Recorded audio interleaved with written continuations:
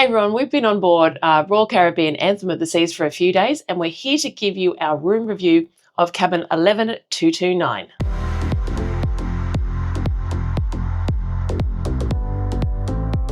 Okay, so as I said, we've been staying in this room for a few days, so we've done a full tour, which we will link that video at the end. But let's tell you what we thought of the cabin while we've been in here. I always start around back at the front like I do when I'm doing the tours as well.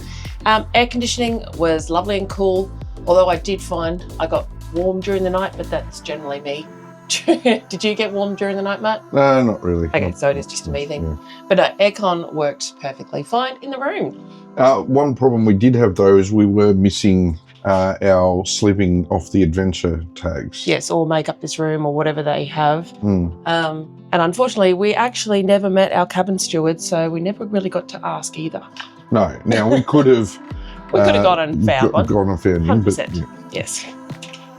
All right, bathroom-wise, we did have a leakage on the seal of our shower, which we have reported as well, because obviously if you see these things, you need to let people know.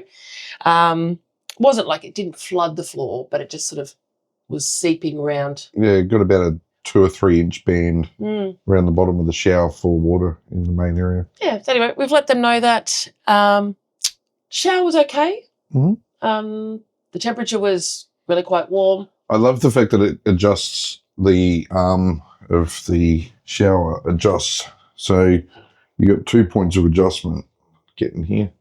You can go up and down, it's spin it side to side, but then there's actually a tab under the shower just here, and so you can adjust the nozzle as well. So yeah, no, everything was in working order otherwise in there. All of our power sockets, USB, everything worked. We didn't have any issues with any of those sockets whatsoever. The cooler box was really cold. Yep. Yeah, so there was that temperature was really nice in there. Kettle tea, we didn't actually use the kettle, so I could only assume that one worked all right. But we didn't use that on board. No, not on this one. Lamps, lights, everything. We had no dramas with any of those things. All of the power worked beside the beds. Yep. Well, not this one, but that one. Now, we were missing a remote though. Yes. So we have spoken to everyone and saying that you can turn off your virtual balconies, but we didn't have a remote for that. So the sensor's there for it, we just couldn't find it. Yeah, no, there wasn't one around, and again, we didn't get to ask either on that one. Didn't see our cabin. The room got cleaned every day. Yeah. Which, speaking of the room getting cleaned every day, the bed. How'd you find the bed? Look, it was royal beds can be firm, and we always say ask for a mattress topper just to soften them, and we didn't have one on this one, but I didn't find it too bad, even without one. Like, it was on the firm side. My hips, I'm a bit of a side sleeper and a back sleeper, but my hips were getting a bit tender. Yeah, but we could have easily have asked for a mattress topper. We're only in here for a few days, as Deb said. That's right. Pillows, though, I thought were brilliant. Pillows were great. Yeah, I didn't have any issues with my neck at the end of it, or... Yeah, just...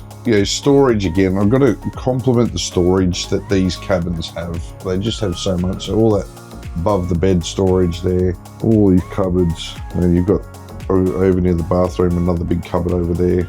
Yeah, and look, we've stayed in a similar-ish room for our 18 night, and we still had ample. Yeah. Similar amount of storage, but we had the balcony. Well, this is true. And again, this was just really lovely, although this screen can get warm, and because we couldn't turn it off, sometimes I could just feel a bit of radiating heat, but I just love it. It's a nice touch. Yeah, so the virtual balcony does work really well, and being able to pull those curtains across in front of it's nice too. Yeah, as you can see, we're back in Sydney. So this is the view that we're looking outside the window this morning. TV worked fine? Yeah, no issues with the TV whatsoever. All right, Matt, let's just talk about location. I thought it was a brilliant location. Yeah, I thought it was a brilliant location. It's really convenient in terms of access to the mid-rear lifts. Yeah, 100%. And being on deck 11, it's easy enough to walk a couple of flights of stairs to get up to deck 11 rather than wait for the lifts. Or 14, sorry. Yeah. If the lifts are busy. Yeah, exactly. and or come down. So easy enough to get to Windjammer as well that way. Yep. And then obviously with the lifts there to get down to level 4 and 5. And a pretty quiet cabin. Did you think it was quiet? See, I didn't think it was very quiet. I thought there was a lot of noise. I think we may have had like maybe just some thumping children or whatever in cabins above. Yeah, I don't know. Potentially, but it's not like it was. Or a service corridor or something above. I'm not quite sure. Yeah. Have a look. It'll be on a map on the screen now, letting you know what's actually above. But it did feel at times that it got a bit noisy in here. Okay. I only heard it a couple of times though. It's too bad. But anyway, if you like this video, please hit like and subscribe. We really do appreciate when you do. We're going to link some videos up the top here right now that you might find useful or helpful. So please jump on those and have a watch. And we will see you in the next video.